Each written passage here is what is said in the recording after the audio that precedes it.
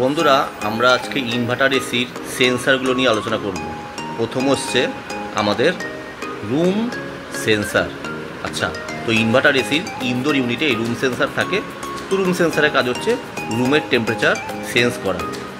আর এই sensor 10 kilo ওমসে হয় এবং এটা 25 ডিগ্রি টেম্পারেচারে চলে।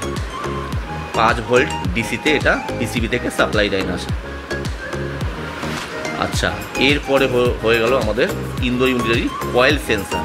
ইনডোর ইউনিটের এই কয়েল সেন্সার কয়েলের টেম্পারেচারকে সেন্স করে এবং কয়েলের মধ্যে আইস জমছে কি জমছে না সেই ব্যাপারটা খেয়াল করে। এটাও 10 কিলো ওমসেই আমরা চেক করব এবং এটা 25 ডিগ্রি টেম্পারেচারে এই সেলসিয়াসে এটা চলে। আচ্ছা, এটাও ডিসি 5 ভোল্ট।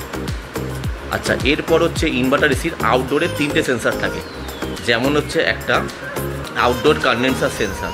এই আউটডোর কন্ডেন্সার সেন্সার কী করে, কয়েলটা মনিটর করে এবং কম্প্রেসর ওভারহিট থেকে বাঁচায়। আচ্ছা, এও 10 কিলো ওমসি থাকে এবং 25 ডিগ্রি টেম্পারেচার আর 3.3 ভোল্টের ডিসির এটাও হয়।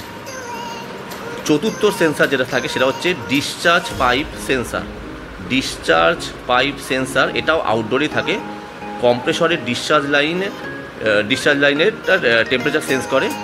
এটা আমাদের 50 কিলো ওমসের হয় এবং 3.3 ডিসি, এটা আমাদের 3.3 ডিসি পিসিবি থেকে সাপ্লাই লাইন এটা পায়।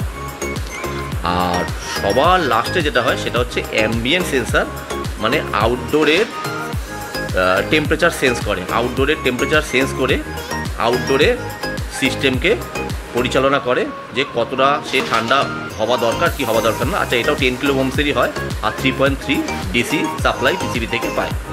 তো এই হলো আমাদের ইনভার্টার এসির 5টা সেন্সার।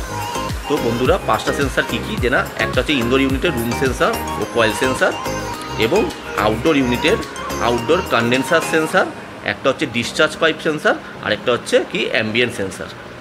চলো, বাই।